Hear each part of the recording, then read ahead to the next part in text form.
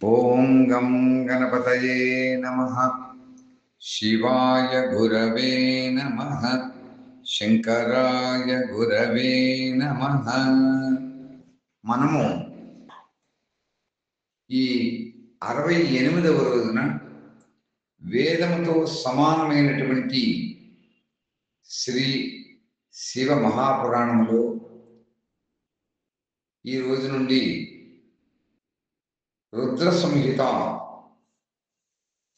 ఆధారంగా రుద్ర సంహితలో ప్రథమ ఖండమైనటువంటి సృష్టి ఖండంలో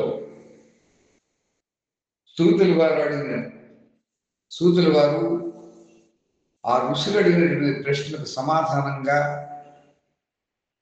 నారద బ్రహ్మ సంవాద అవతారమును తెలుపుతూ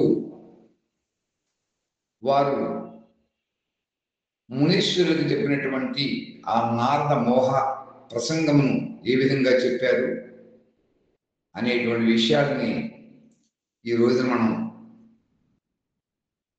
68వ రోజున తెలుసుకుంటున్నాం.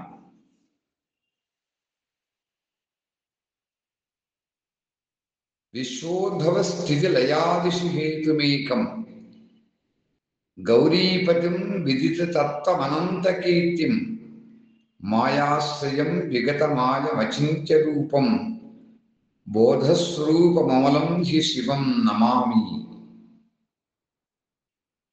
విశ్వోత్పత్తి స్థితి లయాలకు ఒక్కడే కారణమైనటువంటి వాడు. అలాగే గిరిజా కుమారి అయినటువంటి గౌరీదేవికి పతి అయినటువంటి వాడు, తత్వజ్ఞుడు, శాశ్వతమైనటువంటి కీర్తి కలిగిన వాడు, తన కీర్తికి అంతము లేనటువంటి వాడు, మాయకు ఆశ్రయుడు అయ్యి కూడా దానికి కూడా మిగిలి దూరమైనటువంటి వాడు, అచింత్యమైనటువంటి స్వరూపం గలవాడు, విమల బోధ స్వరూపుడు అయినటువంటి భగవంతుడైనటువంటి ఆ శివునకు నేను ప్రణమిల్లుచున్నాను అని దీని యొక్క అర్థం. వందే శివం తం ప్రకృతేర్నాదిం ప్రశాంతమేకం పురుషోత్తమం హి స్వమాయయా కృష్ణవిదం హి సృష్ట్యా నభోవదంతర్బహిరాశ్చతూయః అని తన మాయచేత ఈ సంపూర్ణమైనటువంటి విశ్వాన్ని సృజించి ఆకాశం వలె ఆ దేవదేవుడు దాని లోపల బయట కూడా సర్వత్రా కూడా వ్యాపించుకున్నాడు. అందుకని అంటాం ఈశాన సర్వ విద్యానాం ఈశ్వర సర్వభూతానాం బ్రహ్మాధిపతి బ్రహ్మణోధిపతి బ్రహ్మ శివోమి అస్తు సదాశివోమని. సర్వము వ్యాపించిన వాడు కాబట్టి సర్వేశ్వరుడు. ఏ విశ్వాన్ని సృజించాడో ఆ సృజించినటువంటి అలా ఆకాశంలో ఉండేటువంటి ఆ దేవదేవుడు అంతర్బహిష్ట లోపట ఉన్నాడు, బయట ఉన్నాడు, వ్యాపించుకున్నాడు, అంతటా కూడా వ్యాపించుకున్నాడు. సహజంగానే అనాది శాంతస్వరూపుడు, ఒకే ఒక పురుషోత్తముడు అనేటువంటి ఆ శివునికి నేను నమస్కరిస్తున్నాను అని దీని యొక్క అర్థం. లోహము సూదంటు రాయి చేత ఆకర్షితమై దానికి ఎలా అయితే వేలాడుతుందో ఈ సకల జగత్తు కూడా ఎల్లవేళలా కూడా ఆ స్వామి యొక్క చుట్టూ కూడా తిరుగుతూ ఉంటుంది. అతని నుండి ఈ ప్రపంచమంతా కూడా సృష్టించబడుతూ ఉంటుంది. అందరి లోపల కూడా అంతర్యామి రూపంలో విరాజిల్లుతూ అలా విరాజిల్లుతూ ఉండేటువంటి ఆ ప్రభు యొక్క రూపం నిగూఢమైనటువంటిది. అటువంటి భగవంతుడైనటువంటి శివునకు నేను సాధారణంగా నమస్కరిస్తున్నాను అని మనం సూతుల వారు మనకి ఇక్కడ తెలియజేస్తున్నారు శివ మహాపురాణం ద్వారా. ఇప్పుడు వ్యాస మహర్షి అడుగుతున్నారు, సకల జగత్తుకు కూడా తండ్రి అయినటువంటి పరమశివునకు జగన్మాత కళ్యాణమయ అయితూ ఆ పార్వతీదేవికి వాళ్ళ కుమారుడైనటువంటి గణేశునికి కూడా నమస్కరించి ఈ పురాణాన్ని నేను వర్ణిస్తున్నాను. ఇది ఒకానొక నాటి విషయం. అది ఏమిటంటే వ్యాసులు వారు చెబుతున్నారు, నైమిషారణ్యంలో నివసించేటువంటి సౌనకారి సకల మునులు కూడా మిక్కిలి భక్తిభావంతో సూతంతో ఇటు చెబుతున్నారు. అందరు ఋషులు ప్రశ్నిస్తున్నారు, మహానుభావుడైనటువంటి ఓ సూత మహర్షి, విద్యేశ్వర సంహితం కలిగినటువంటి సాధ్య సాధనమైనటువంటి పేరు గల ఖండంలో ఉండేటువంటి శుభము ఉత్తమమైనటువంటి కథను మేము ఇదివరలోనే మనం విని ఉన్నాం. దాని యొక్క మొదటి భాగం మిగిలిన రమ్యమైనటువంటిది. అది శివభక్తుల మీద భగవంతుడైనటువంటి శివుని యొక్క వాత్సల్య స్నేహాన్ని ప్రకటిస్తూ ఉంది. ఓ పండితోత్తమ, మీరు మాకు ఇప్పుడు భగవంతుడి శివుని యొక్క పరమ ఉత్తమ స్వరూపాన్ని వర్ణించండి అని ప్రార్థన చేశారు.